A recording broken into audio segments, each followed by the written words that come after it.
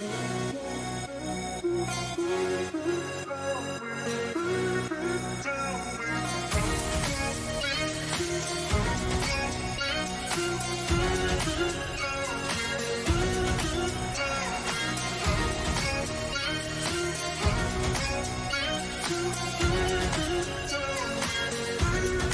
up guys, it's me, your teacher vlogger Christine, and in today's video, I will share to you some non-voice online tutoring jobs that are perfect if you are a college student. So if you are interested to know more about these platforms, please keep on watching and don't forget to hit the like button if you like videos about this one, side hustles and teaching, lifestyle, and money. If you are ready, then let's go. So before we dive into our topic for today, let us first know what are your roles as an online tutor. Being an online tutor does not mean that you are the one who is solely responsible for answering their question. As a tutor, you are only guiding them and helping them understand the problems that they are facing, most especially on the subject area that you are an expert. That is your role. First, you need to help students answer their homework. They are the ones who will post the questions in the dashboard, and if you have the capacity to answer it, then go for it. And much better if you can answer it in a concise and step-by-step manner, because in that way a student can understand better. That's one. And then number two is you are tasked to create quality course notes. Not only that you need to tell them what the answers are, but you need to provide a quality paper. That is one of the responsibility of an online tutor. So kayang-kaya nyo naman yan. If you are an expert of a specific subject, then I can see no problem about this. So kayang-kaya nyo to. Next, yun na nga yung sinasabi ko, you are a guide and you are not the only one who's going to answer the question. You are just directing them on the correct answer, because you know, being a tutor does not mean that you are answering on behalf of them. You are a teacher. It means that you will teach them how to learn. That's it. Just like in a face-to-face setup, parang ganun din ang online tutoring, but in this case, you don't have to face them. All you need to do is answer their questions. This is all text-based.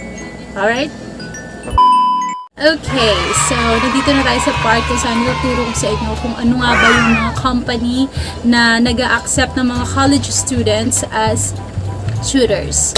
Number one is Course Hero.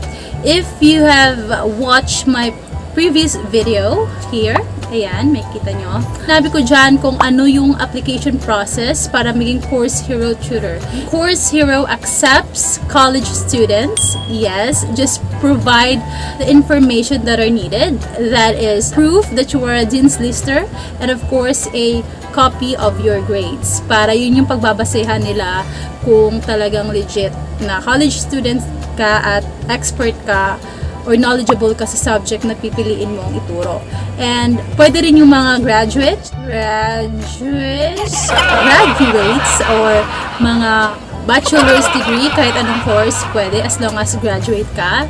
Pwede yan kay Course Hero. Just provide a transcript of record and a valid ID. And take note guys, they only accept students who are 18 years old and above. If you are still younger than that, you just have to wait a few more years in order for you to become a teacher or an online tutor. So in Course Hero, students are the ones who will post their questions in the dashboard. If you know the answer, you can just click accept, and if you don't know how to answer it, you can just click skip. If you want to know more about this platform, just ask me, because I'm a Course Hero tutor myself and I can answer it based on what I experienced. And guys, take note lang, dito sa Course Hero, Kung sa tingin nyo, yung sagot sa question ng student ay hindi kayo sigurado, much better kung i-skip nyo na lang kasi magkaroon kayo ng mga penalty. Sa Course Hero kasi, bilang basta-basta yung mga question na ibinabato doon. Dapat knowledgeable ka talaga, hindi siya plagiarized, hindi siya yung parang kinapi-paste mo lang. Dapat own words mo siya. So, if you're not sure about your answer, you can just skip it. Mas better na yung nag-iingat kasi magkaroon ka pa ng mga rules na nilabag kasi pwede ka matanggal as Course Hero tutor. Yun na nga, kung expert ka sa accounting, sa finance, sa mathematics, biology, geology, pwede mong piliin yon. Kung alam mo yung mga subjects na yon, that's better. But if you are so-so, dapat pag-isipan nyo ng mabuti. So guys, you can only earn in Course Hero in two ways. If you are rated as helpful or there's no rating at all. Importante na magkaroon ka ng helpful rating para tumaas ang iyong earnings. Ang dapat iwasan nyo lang talaga is yung unhelpful kasi nakakabawa siya. And parang masisira yung record mo as a tutor.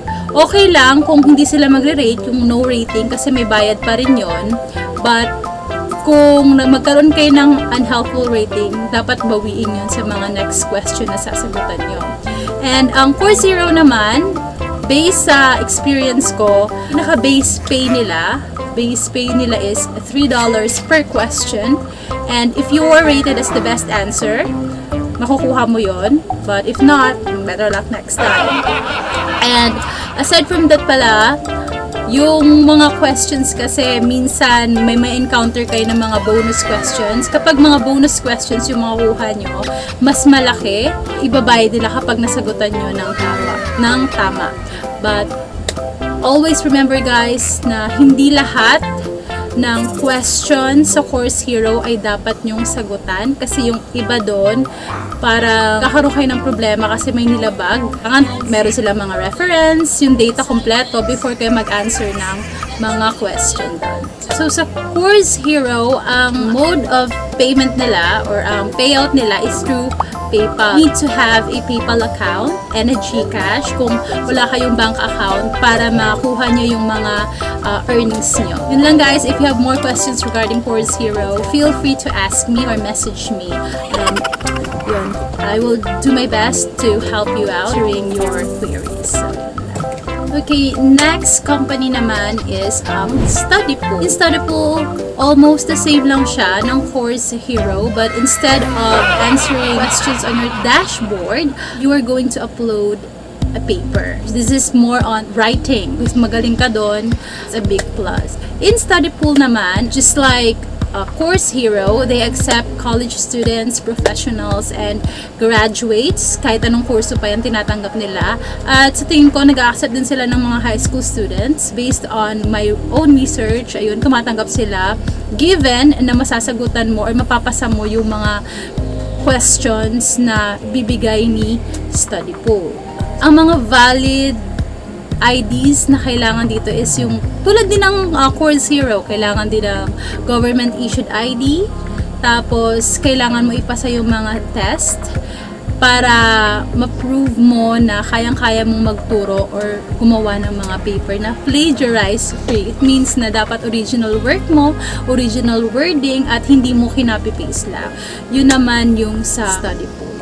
According to Studypool, students or contributors can earn as much as $10 per document that is being uploaded. It depends pa rin sa content ng document mo at kung gaano kaganda yung paper na sinubmit mo. They also claim that you can earn as much as $5,000 per month for every successful upload or correct document. Ayun, same lang siya. Dapat meron kang area of expertise as a tutor. So, dito naman sa Studypool, hindi lang iisa yung payment method nila for your earnings. You can have your earnings through PayPal, Payoneer, TransferWise, or Western Union. You just have to choose one kung ano yung mas convenient sa'yo para ma-receive yung mga earnings na to. So, if you're interested, you can just go and apply now in Studypool. Okay, the last company that I will share to you is a little bit stricter compared sa Course Hero at Study Pool, and that is Tutor Me. So Tutor Me is more popular on teachers or tutors coming from the US, but they're also accepting applicants here in the Philippines. Ayun. So, kung gusto mo maging teacher or online tutor, kailangan meron kang teaching experience. At saka, yun, katulad ng dalawa, Course Hero at Study Pool, dapat 18 years old and above ka. Kung below ka pa, no, ka muna, mag-practice ka muna, and then, kapag nag-18 ka na, you can go ahead and apply in this platform. Just like the other two, they are accepting college students, professionals, and graduates of the different courses. So it depends naman sa inyo kung interesado kayong maging tutor dito sa Tutor Me. Okay, regarding naman sa payment, sa earnings mo dito sa Tutor Me, ang binabayad nila dito ay $16 per hour. It's kind of big for a tutor, diba? Dito sa Pilipinas, malaki na rin yan.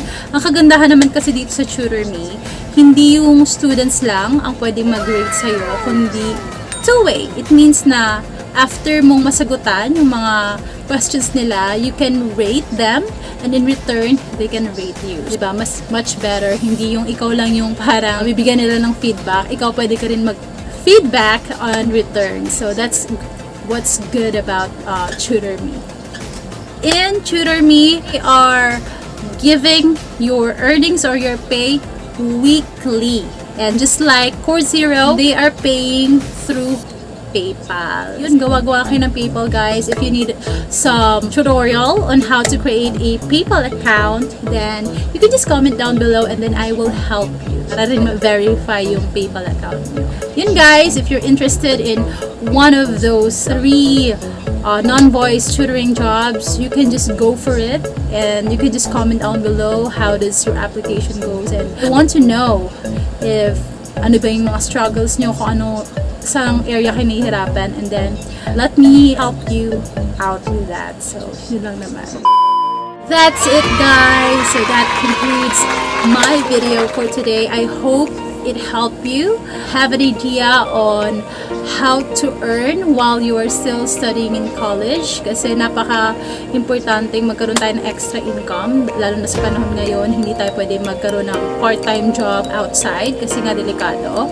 So rest assured that I will be making similar videos para sa mga estudyante at mga mommies na gustong magkaroon ng extra income like me. If it made you happy, you can just hit the notification bell for you to be updated on my next videos. You know naman, stay safe in these trying times, and I hope you are well. So that's it. See you soon. Bye-bye.